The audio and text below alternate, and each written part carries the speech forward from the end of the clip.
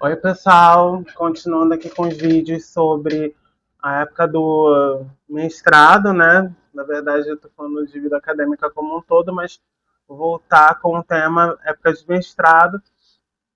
Eu vou dar uma geral para vocês sobre os diferentes momentos, né? Começando com o momento anterior, que foi a submissão do projeto. Eu não sei se vocês sabem como que funciona, né, isso da vida acadêmica, desse iniciozinho, que é a hora de fazer o mestrado, mas em geral, assim, a grande maioria dos programas de pós-graduação pedem para que você submeta um projeto dentro de um período de inscrições de um edital. Aí saiu o edital lá do programa de pós-graduação em comunicação da Federal Fluminense, que foi onde eu fiz. E eu submeti um projeto sobre consumo e fãs de cultura pop japonesa, que, bem, rendeu uma dissertação que eu tenho muito orgulho, eu gosto muito. Eu fiz uma inspiração etnográfica, né, um trabalho, né, inspirado na etnografia,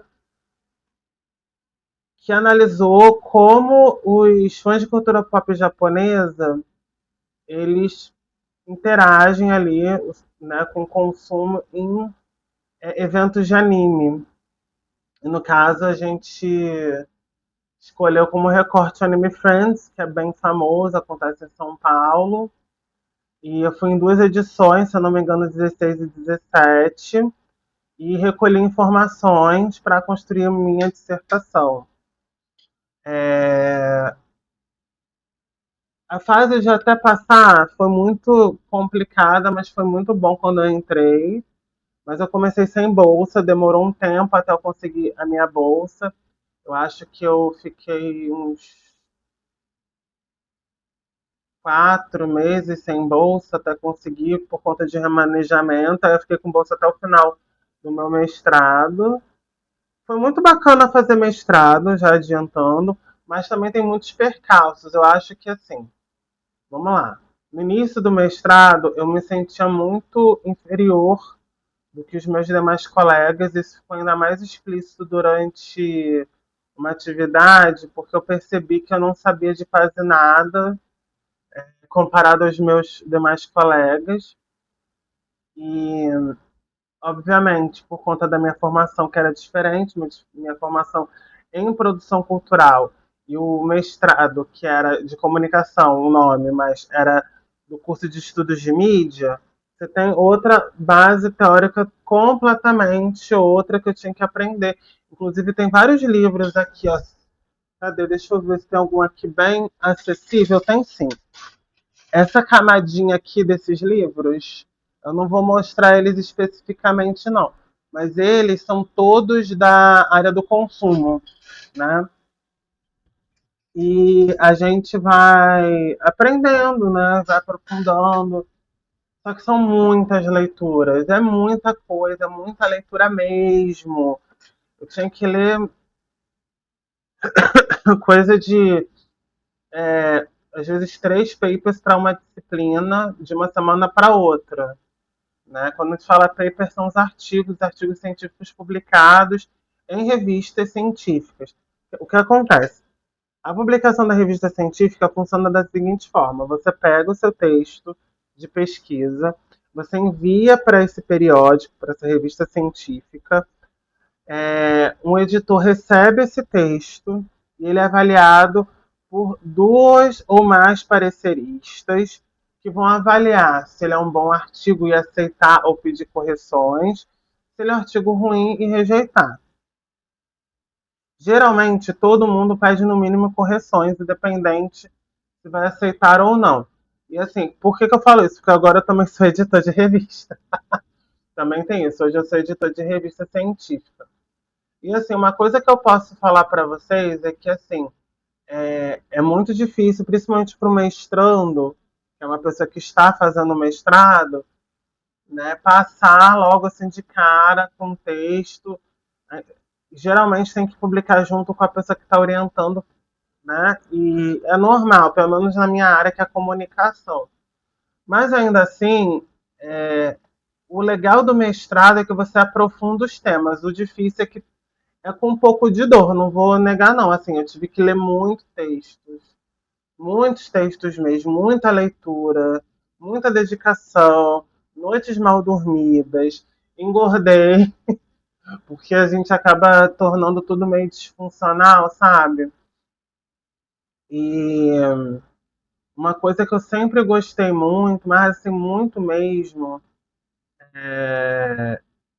nessa área, né, da área da pesquisa, é conseguir aprender sobre coisas que eu não estava esperando aprender, sobre outros mundos, sobre outras realidades. A gente, nossa, é muito bacana, ainda mais quando você tem uma orientação, como foi o meu caso.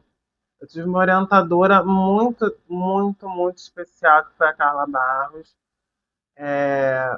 E assim, ela soube realmente me orientar. Ela me dava as dicas do que eu deveria fazer. E assim, a gente sempre teve uma relação muito boa, fácil, sabe? Eu sinto que muitas pessoas elas menosprezam o fazer científico e principalmente entrar no mestrado como se fosse assim, ah, vou entrar no mestrado, vou lá, passo e faço e tá tudo beleza. Sendo que é uma coisa muito complicada.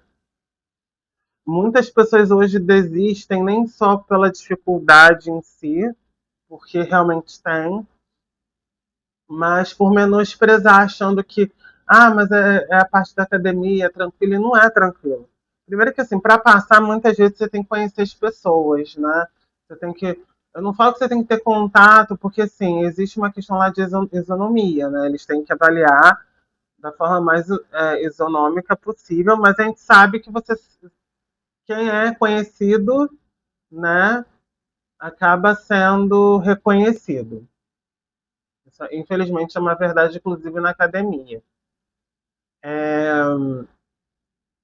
E assim, eu falo infelizmente porque às vezes você pode ser uma pessoa muito inteligente, muito capaz, e a sua oportunidade chega num outro momento, não exatamente naquele momento. Mas não é para você desistir, você tenta novamente, que uma hora você, com certeza chega. Até porque, assim, para você passar, você tem que escolher muito bem. Você tem que literalmente ver os. Você tem que ir lá no Lattes, ler o Lattes dos seus possíveis ou das suas possíveis orientadores ou orientadoras. E aí, a partir deles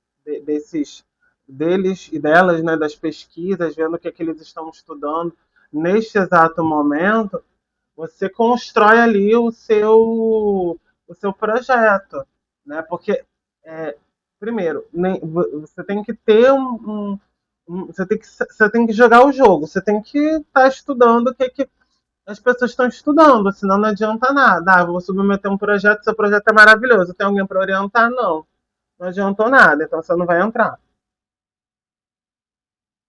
Daí, é, no mestrado, eu estudei os fãs de cultura pop japonesa, as suas interações e a construção da identidade a partir do consumo lá na Anime Friends, né? E, óbvio, fiz amigos, pessoas muito especiais, mas são meus interlocutores de pesquisa. E assim, tem todo um processo e um ritual que envolve a metodologia, envolve ali você trabalhar muito bem os conceitos, você tem que ter uma certa respeitabilidade. Tem muita gente que às vezes distorce os conceitos, isso está muito comum ultimamente. Desculpa. E aí, isso tem muito a ver com esse caráter do produzir ciência com ética, com responsabilidade. Então, assim, para você fazer isso tudo demanda tempo, demanda cuidado, leitura, né? As pessoas, assim, elas reclamam, ah, o mestrado está consumindo muito do meu tempo. Vai consumir, são só 2 anos. E, assim, a chance de você adoecer também é muito grande, porque é um ritmo muito frenético, é muita coisa para fazer ao mesmo tempo. E não é só você ir às aulas e você fazer sua pesquisa, você tem que apresentar resultados, e você vai para congressos, conhece novas pessoas. Esse processo de conhecer novas pessoas também pode ser muito desgastante. Você vai ter que aprender a ouvir críticas, você vai ter que construir também.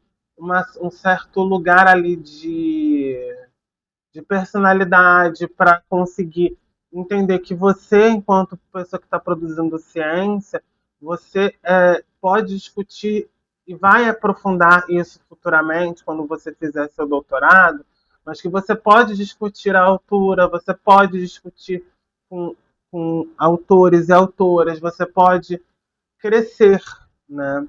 E fazer críticas, tecer críticas, porque isso é muito importante. A ciência ela só é feita se você reflete sobre ela mesma, sobre o que ela já produziu e produz coisas novas. Mas para o mestrado, não há essa exigência de ineditismo, sabe? O que se exige é que você consiga concatenar bem as suas ideias dentro de um texto que seja coeso, coerente, que tenha lá o caráter científico, né? Então, eu acho que também tem um lugar assim que as pessoas acham que a academia não reproduz o que a sociedade é como é a sociedade. Eu falo, gente, como assim? Tudo reproduz, inclusive a parte científica. Eu acho que tem uma questão ali da produtividade excessiva. As pessoas produzem qualquer tipo de texto para conseguir mais visibilidade e aí consegue mais pontos. E fica nisso, assim, uma coisa do produtivismo exagerado, acho que a gente tem que combater um tanto. Também tem uma outra questão que me incomoda muito, é que, assim, a gente tem que ler textos em inglês e espanhol. Desculpa, eu, Pedro, não tenho esse problema em particular, mas eu tenho colegas que, às vezes, ou eles passam na prova de proeficiência em inglês, tem outros que passam na prova de proeficiência em espanhol. Aí você bota um texto em inglês. A pessoa que passou em espanhol tem que saber inglês? Não necessariamente.